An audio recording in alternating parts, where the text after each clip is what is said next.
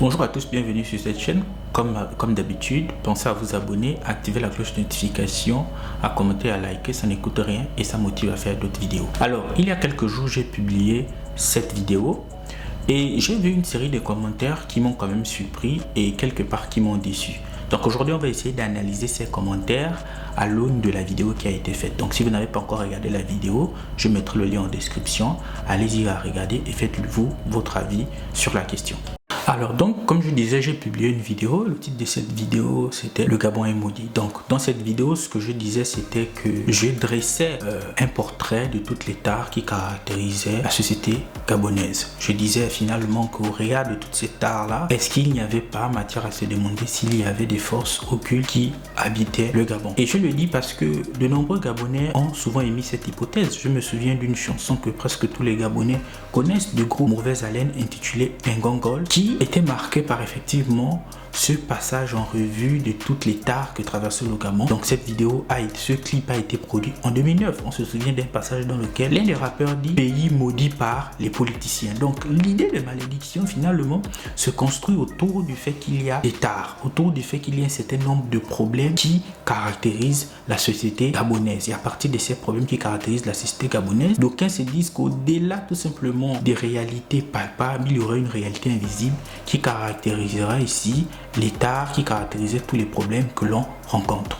Donc, à la suite de la publication de cette vidéo, de ce que j'ai dit, j'ai nuancé, du moins j'ai essayé d'apporter une réponse en disant que c'est une question de mentalité. Tout simplement parce que même dans ce clip Ngongol, ce que les rappeurs disent, c'est cela. C'est-à-dire qu'ils mettent en évidence des paradoxes, tout en montrant que ces paradoxes-là sont certainement ici construits autour des tares, mais surtout autour du fait qu'il y aurait une certaine façon de penser. Et donc, j'ai eu un certain nombre de commentaires.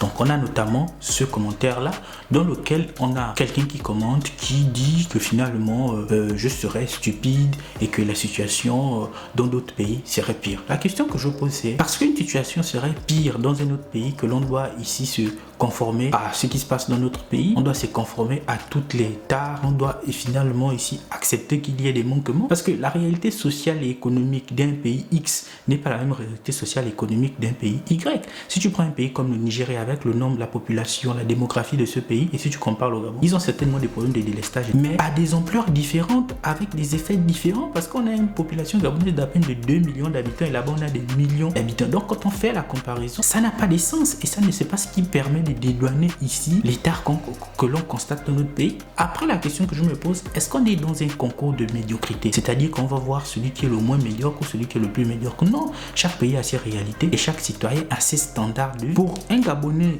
qui n'a pas l'électricité, imaginez un Gabonais qui finalement a un commerce et qui se retrouve avec des délestages 7 jours sur 7 pratiquement. Comment fait-il pour nourrir sa famille? Comment fait-il pour parvenir à ses besoins? Ou vous imaginez un Gabonais qui a travaillé, qui a fait des longues études et qui arrive, se retrouve, il n'a pas de boulot. Oui, c'est certaines des situations qu'on constate au Cameroun, dans notre pays, mais ces pays-là, c'est des pays différents. On est au Gabon et on a des réalités. Ce que je constate, c'est que les uns et les autres font dans une certaine fierté mal placée. Il y a des tares. Et lorsque Mauvaise Haleine a produit son titre Ngongol en 2009, et lorsqu'ils ont dressé le bilan de toute cette tares en parlant de pays maudits par les politiciens, pourquoi les uns et les autres ne se sont pas insurgés en disant finalement il faut voyager, etc. Ils ont voyagé, ils ont vu ce qui se passait. Donc on n'est pas dans un concours de qui sera le plus médiocre. Lorsqu'on se compare à une autre nation, on se compare à cette nation dans l'optique de voir l'excellence. S'il y a un pont qui est bien construit dans un autre pays, toi quand tu arrives dans ton pays, tu veux faire mieux. Tu ne vas pas te dire parce qu'il n'y a pas un pont et comme il n'y aura pas un pont chez moi, bon ça va et tout se passe bien.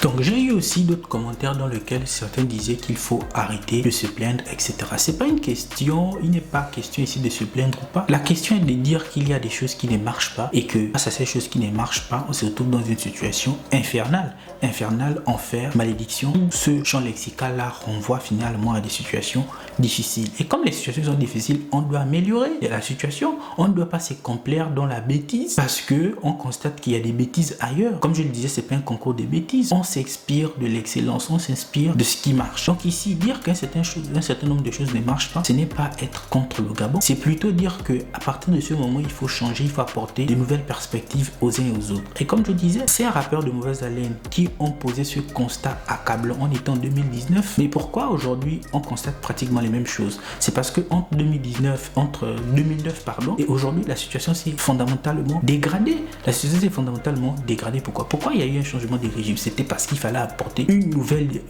dynamique. Et cette nouvelle dynamique, elle vient progressivement avec tout ce qu'on constate dans le pays, avec ses limites et avec ses réussites. Donc quand les uns et les autres se posent en disant au nom d'une fierté mal placée qu'il fallait pas peut-être ici critiquer, parce que c'est ce qui ressort de là en fait. Dresser cette critique ne signifie pas qu'on est contre le Gabon, il ne signifie pas que rien ne marche, parce que l'argument que j'ai entendu dans les commentaires c'était que oui, dans d'autres pays, mais dans d'autres pays, ces pays ont leur réalité, vous avez votre réalité. Et lorsque la Russie et la Chine et les États-Unis se comparent, ils ne se comparent pas au nombre des difficultés qu'ils rencontrent, ils se comparent au nombre des avancées scientifiques et technologiques qu'ils rencontrent dans leur pays. Donc je suis quand même assez déçu de constater que les uns et les autres se confortent dans une posture de fierté mal placée en défendant l'indéfendable. On constate toute cette art-là. Je n'irai pas parler de ce qui concerne le Cameroun ou de ce qui concerne notre pays. J'ai un pays, c'est le Gabon, et je me concentre sur ce pays et je regarde ce qui ne marche. Je n'irai pas aller dire, parce qu'il n'y a pas de route au Cameroun ou dans un autre X pays, que je vais dire, ah oui, donc comme il n'y a pas la route au Gabon, ça ira, ça va aller. Non,